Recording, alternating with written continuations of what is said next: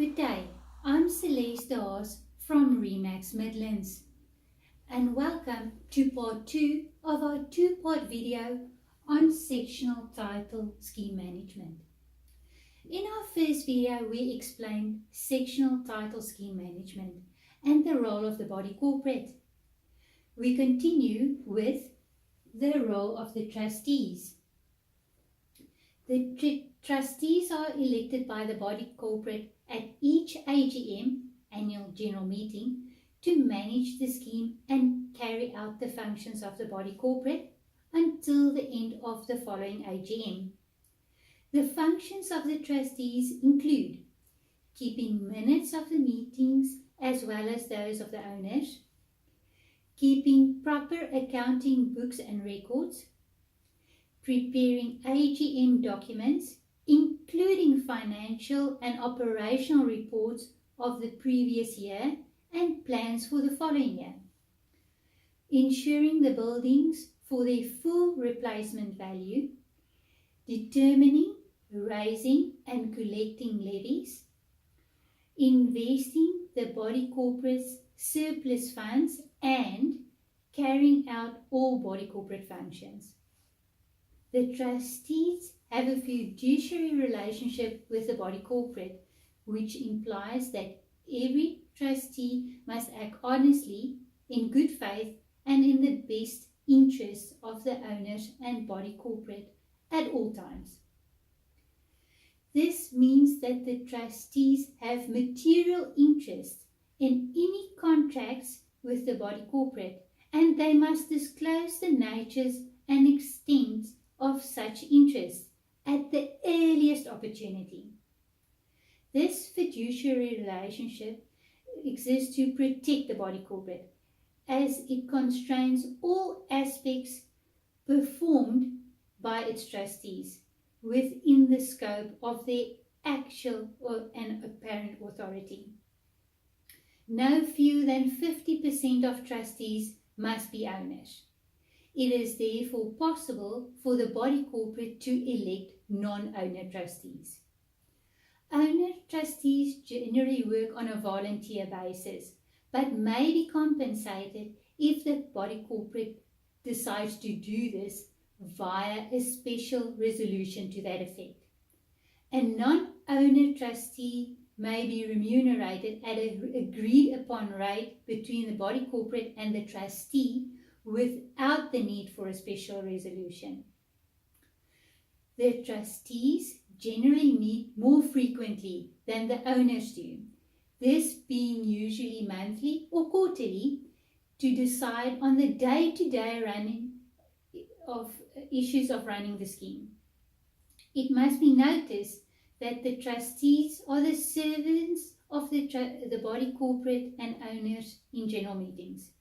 They have the capacity to restrict the capacity of decision making. For example, the body corporate may give the trustees authority to spend a specific amount of body corporate funds without consulting the body corporate. Similarly, the body corporate can, by adhering to certain procedures, issue directives compelling the trustees to carry out duties.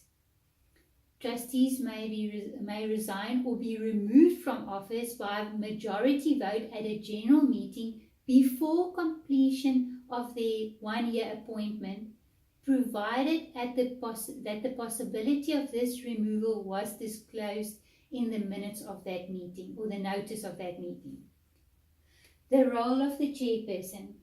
At the commencement of the first meeting of the trustees after the AGM, the trustees must elect a chairperson who will hold office until the end of the following AGM. The chairperson's main function is to chair meetings of both owners and trustees. The only additional power that a chairperson have in compared with the trustees is that they've got a casting vote when there's a deadlock amongst trustee voters. This means that if once each trustee has voted, including the chairperson, there are an equal number of votes, the chairperson may vote again to break the deadlock. The role of the managing agent. It is not compulsory for trustees to appoint a managing agent, and many smaller schemes manage their own schemes without managing agents due to their own competence and active participation of the owners.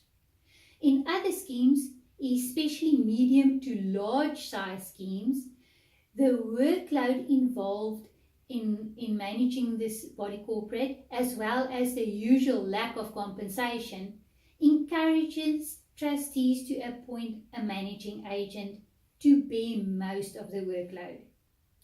In terms of the prescribed managing rules, the managing agent must be appointed by written contract for an initial period of 1 year, with 1 month's written notice of termination to be given by either party thereafter.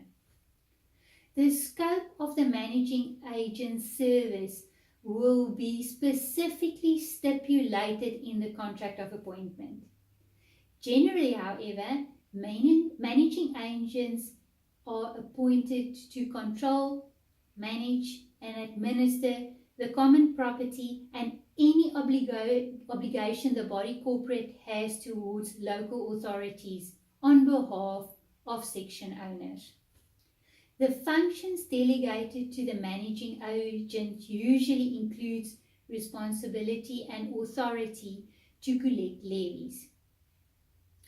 As managing agents are governed by the Estate Agency Affairs Board and are required to be in possession of a valid Fidelity Fund certificate at all times, the body corporates who employ them are protected against the theft of their monies being collected or received by the managing agent in the form of for the body corporate. Unfortunately, this requirement is not well policed and enforced in reality. There are many managing agents practicing without Fidelity Fund certificates, placing the monies of body corporates at risk. Managing agent may be removed without notice if they have breached any of the provisions in the contract, or if found guilty if conduct that is common law and can justify the termination of a contract between employer and employee. In summary, the difference between a well-managed scheme and one that is poorly managed is hundreds of thousands of rands saved or lost on your investment. Good sectional title scheme management is a skill that requires knowledge of the applicable legislation and rules, as well as active participation by owners, trustees, the chairperson, and possibly a managing agent. Protect your investment by learning more about sectional title scheme management and becoming personally involved in the management of your scheme. Instead of complaining about trustees, go to their meetings, or better still, serve as a trustee. That's it from our side on sectional title scheme management. Subscribe to our channel for more tutorial videos. Pop us a mail or a message.